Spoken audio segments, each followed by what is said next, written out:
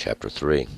And the Lord said unto me, Go yet, love a woman, beloved of her friend, an adulteress, even as the Lord loves the children of Israel, though they turn unto other gods, and love cakes of raisins. So I bought her to me for 15 pieces of silver, and an omer of barley, and a half omer of barley. And I said unto her, You shall sit solitary for me many days. You shall not play the harlot, and you shall not be any man's wife, nor will I be yours. For the children of Israel shall sit solitary many days without a king, and without a prince, and without sacrifice, and without pillar, and without ephod or teraphim. And afterward shall the children of Israel return and seek the Lord their God, and David their king, and shall come trembling unto the Lord and to his goodness in the end of days. All right, let's go up to verse 1. Now, yesterday, last chapter, we remembered Hosea was making this comparison between this harlot, which he had took unto himself, and that which would belong to God. This example God was using. And today, I tried to explain it. Maybe Hosea is going to do a little better job here in verse 1.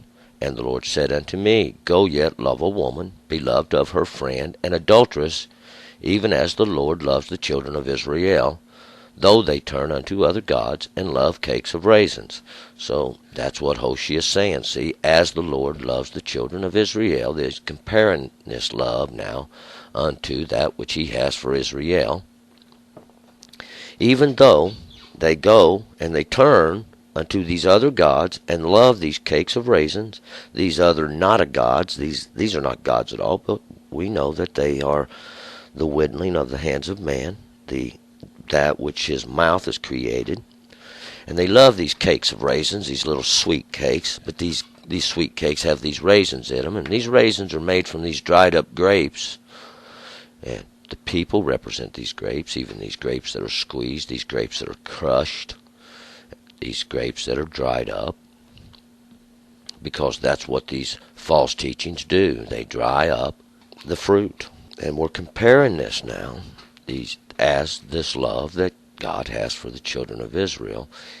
And when they go astray, they are become an adulteress unto him too.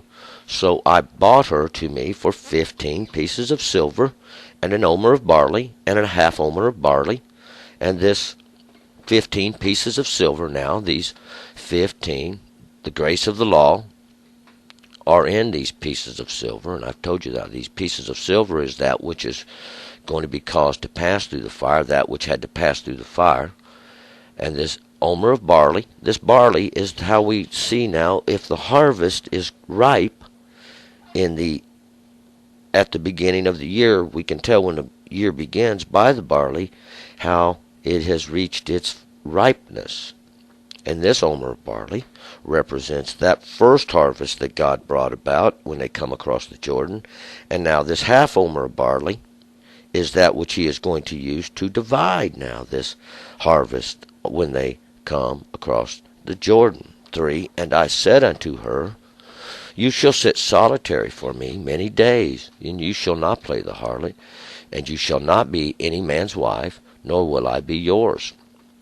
So once again, Hosea is we're going to use this as an example of God and the children of Israel. And he's saying now he has purchased this woman for the price, and he is going to make her sit still now, sit solitary, and she's not going to play the part of his wife. She's not going to play the part of a harlot, and she's not going to belong to any man, neither shall he belong to her. In other words, each man, and this is a period of time we'll find later, that where it says that each man and his wife shall dwell apart or be separated, for that's what's going to happen. For the children of Israel shall sit solitary many days, without a king, and without a prince, and without sacrifice, and without pillar, and without ephod or teraphim. And so what this was saying, that God is going to come now, and there's going to be a period of time, these days, it's many, these circles of the lesser light, of this lesser understanding that God created so we can see, that which is going to even pass through the fire. They're going to be without a king, and we'll find that this does happen. This will happen when the king of Babylon comes in and he carries them off, and they're going to come out, and there's going to be many days, but then we'll find out now what's going to happen in the end here in just a minute. And they're going to be without a prince.